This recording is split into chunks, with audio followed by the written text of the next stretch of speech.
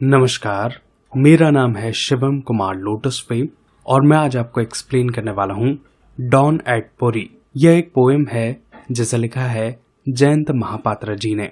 इस पोएम में पोएट ने धार्मिक रीति रिवाज के खोखलेपन, उनकी निरर्थकता और भारतीय समाज के दोगले और दोहरेपन को बताया है। सबसे पहले हम इस लेसन के टाइटल के बारे में जानेंगे। Don eight Puri. डॉन शब्द का मतलब होता है सुबह या फिर सवेरा। पुरी ओडिशा का एक तटीय शहर है। यहाँ पर भगवान श्री जगन्नाथ जी का एक सुप्रसिद्ध मंदिर है, इसलिए यह हिंदू लोगों के लिए एक प्रमुख तीर्थ स्थल है। पुरी शब्द का शाब्दिक अर्थ होता है कस्बा या फिर शहर। तो इस लेसन के टाइटल का मीनिंग कुछ इस प्रकार से होगा, पुरी का सवेरा या फिर पुरी की सुबह। अब हम सबसे पहले पोएट जयंत महापात्रा जी के बारे में जानेंगे। जयंत महापात्रा। जयंत महापात्रा जी का बर्थ हुआ था 22 अक्टूबर 1928 में। जयंत महापात्रा एक इंडियन इंग्लिश पोइट हैं और ये फिजिक्स के टीचर भी हैं। जयंत महापात्रा जी को साहित्य अकेडमी अवार्ड और पद्मश्री जैसे अवार्ड से नवाजा जा चुका है। इन्हें इंडियन इंग्लिश पोइट्री की नींव रखने के लिए भी जाना जाता है। अब हम बात करेंगे जयंत महापात्रा जी के कुछ बहुत ही फेमस नोटेबल वर्क के बारे में, जैसे रिलेशनशिप, हंगर और द फॉल्स स्टार्ट। यह इनके कुछ बहुत ही फेमस वर्क हैं। अब हम चलेंगे नेक्स्ट स्लाइड पर, जहां पर मैं आपको ये पूरी पोएम बेहद सरल व आसान शब्दों में एक्सप्लेन करूंगा।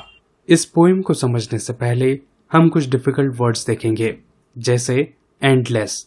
एंडलेस का मतलब होता है असंख्य या फिर कभी न खत्म होने वाला। स्कल। स्कल का मतलब होता है खोपड़ी। टिल्ट का मतलब होता है झुकाव या फिर एक किनारे से उठा हुआ होना।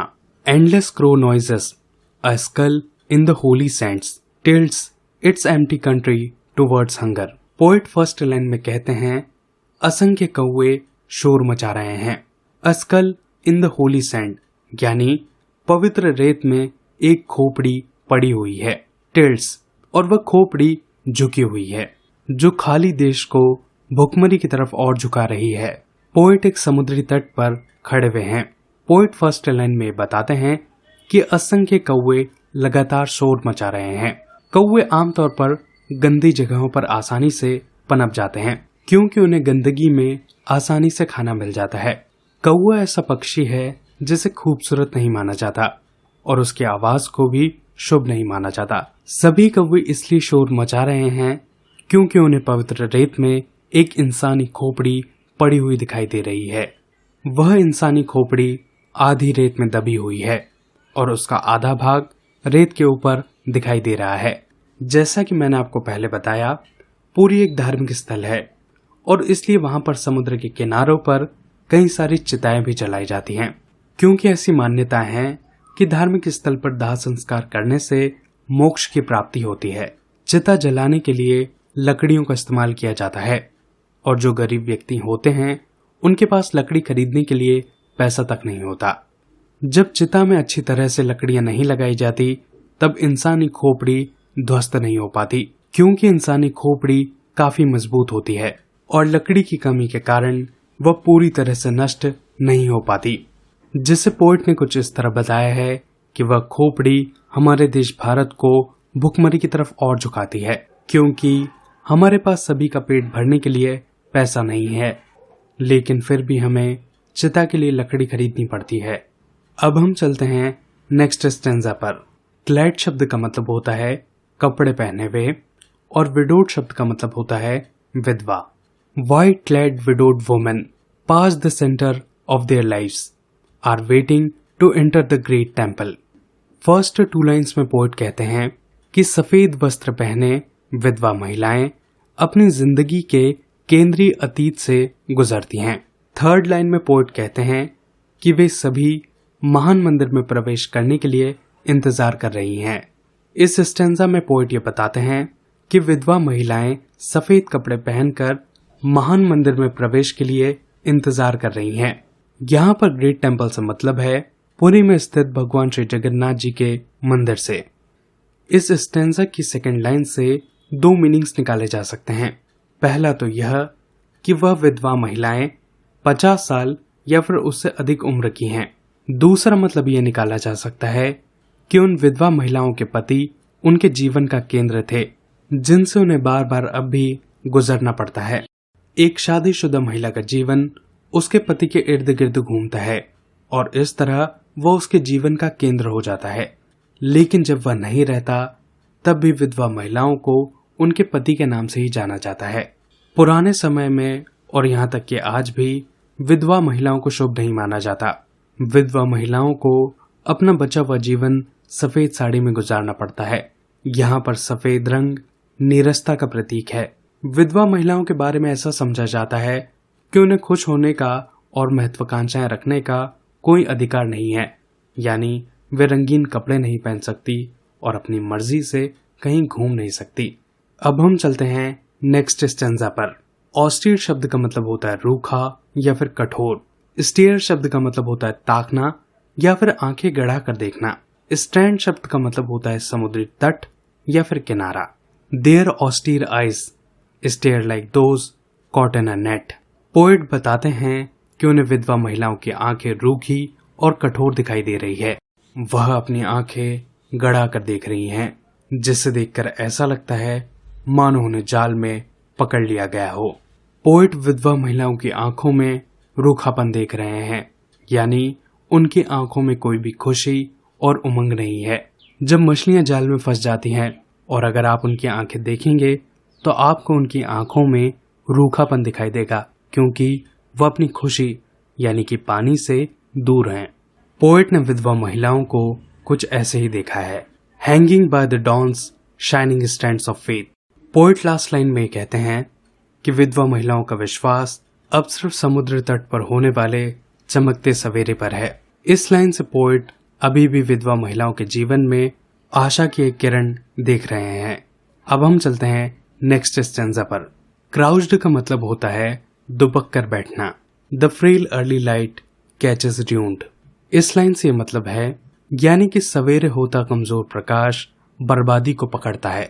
सुबह सुबह जब सूरज उगता है तो उसका प्रकाश काफी कमजोर होता है, यानी धीरे धीरे जब सूर्योदय होता है तो ऐसा लगता है कि आशा की यह एक किरण है। लेकिन जब सूरज का प्रकाश पूरी तरह से फैलता होगा तब वह भारतीय समाज की असलियत को भी दिखाता होगा। Leprous shells leaning against one another, a mass of crouched face without names. इस लाइन से मतलब है कि सीप की कोड़ियां एक दूसरे के ऊपर झुकी हुई हैं और एक बेनाम से चेहरों का हुजूम है जो कि दुपक कर बैठा हुआ है। लेप्रस शेल से दो मीनिंग निकाले जा सकते हैं। पहला, मंदिर के बाहर मौजूद भिखारियों से जो एक दूसरे से काफी सट कर बैठे हुए हैं। दूसरा मतलब यह निकाला जा सकता है कि यहाँ पर एक बार फिर से विधवा महिलाओं की बात हो रही है, क्योंकि शेल्स का रंग भी सफेद होता है और विधवा महिलाओं की साड़ियों का रंग भी सफेद होता है। तो सभी विधवा महिलाएं एक दूसरे पर झुककर बैठी हुई थीं। लेप्रस शब्द का वैसे तो मतलब कोढ़ की बीमारी होता है। इस बीमारी में शरीर की त्वचा का रंग बदल जाता है और लंबे समय तक लेप्रेसी वाले मरीज के पास रहने से बीमारी फैल भी सकती है। शायद पोएट यही बताने की कोशिश कर रहे हैं कि समाज जिनसे दूरी बनाए रखना चाहता है, ऐसे लोग आपस में खुद को करीब समझते हैं। वे सभी लोग दुबक कर बैठे हुए हैं। उनके चेहरों को देखकर ऐसा लगता है कि जैसे ना तो उनका कोई नाम है और ना ही कोई अस्तित्व है, यानी कि उनके अपने आप में कोई आइडेंटिटी ही नहीं है। विधवा महिलाओं को ऐसे देखा गया है जैसे उनके होने या ना होने से किसी को कोई फर्क ही ना पड़ता हो। अब हम चलते हैं नेक्स्ट स्लाइड पर। फायर का मतलब होता है चिता और सलन शब्द का मतलब होता है उदास। And suddenly break out of my hide into the smoky blaze of a sullen solitary fire. Poet ये बताते हैं कि अचानक उनका ध्यान टूटता है और धुएं पर जाता है। वह धुआं उदास अकेली एक धधकती चिता से उड़ रहा है। अब तक पोएट बीच पर नजारे देख रहे थे, लेकिन तभी अचानक उनका ध्यान एक धुएं पर जाता है। वह धुआं एक चिता से उठ रहा है। यहाँ पर पोएट ने चिता को अकेला और उदास बताया है, क्योंकि जब किसी व्यक्ति को चिता पर जलाया जाता है तब वह अकेला होता है, उसके साथ कोई नहीं होता। इसलिए वे ये बताते हैं कि चिता अकेली और उदास है। दैट फिल्स माई एजिंग मदर, यानी वह धुआं मेरी बूढ़ी हो रही माँ को भर कर रख देता है। बेसिकली इस लाइन से यह मतलब है कि पोएटस की माँ खुद को चिता के प्रति काफी संवेदनाओं से भरा हुआ पाती हैं, क्योंकि धीरे धीरे अब माँ की भी उम्र बढ़ रही है, तो उन्हें भी ऐसा लगता है कि एक दिन भी वह उस चिता पर लेटी होंगी। अब हम चलते हैं लास्ट स्टेंजा पर। क्रीमेटेड का मतलब होता है दाह संस्कार।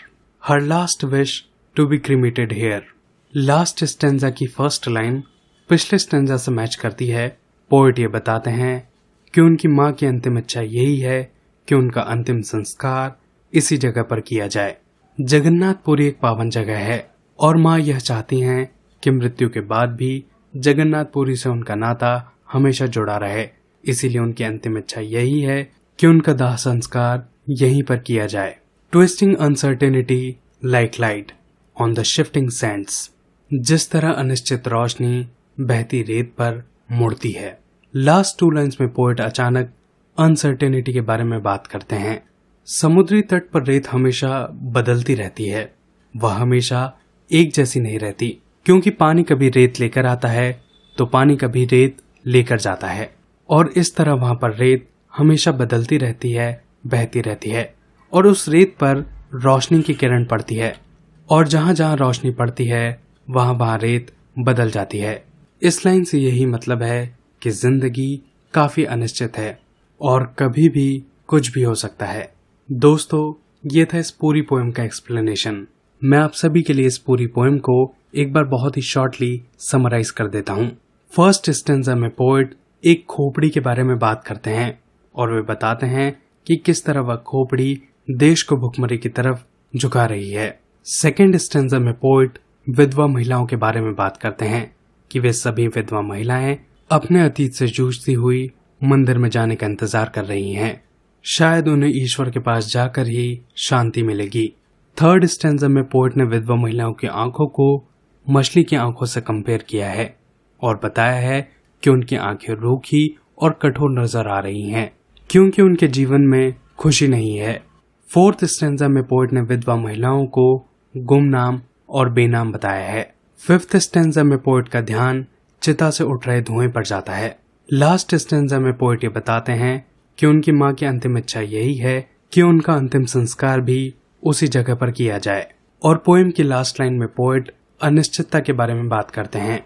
दोस्तों, ये था पूरा एक्सप्लेनेशन। आशा करता हूँ आपको ये वीडियो अच्छा लगा होगा।